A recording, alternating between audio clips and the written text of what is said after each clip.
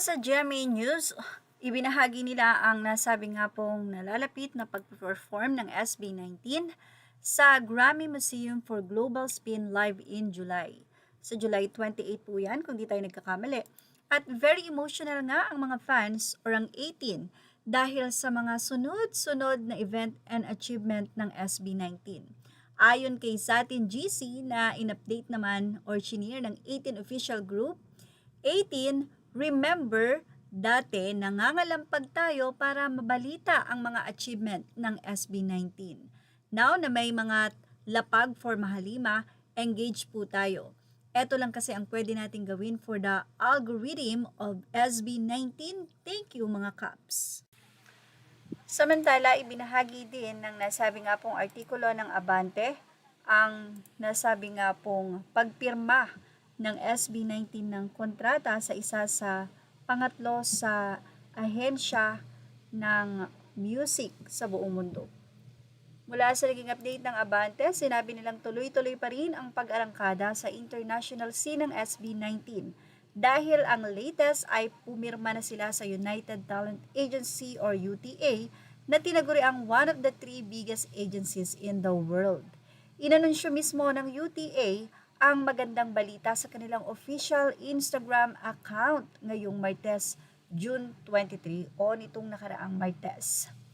UTA has signed multi-awarding winning chart-topping Filipino music group SB19 for global presentation in all areas, including live touring and brand partnership, simula ng mahabang pahayag ng international agency.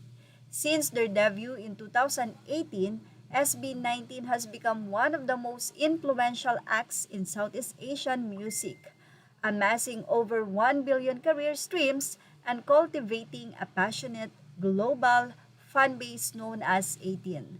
Their latest album, Wakas at Simula, features the single Visa.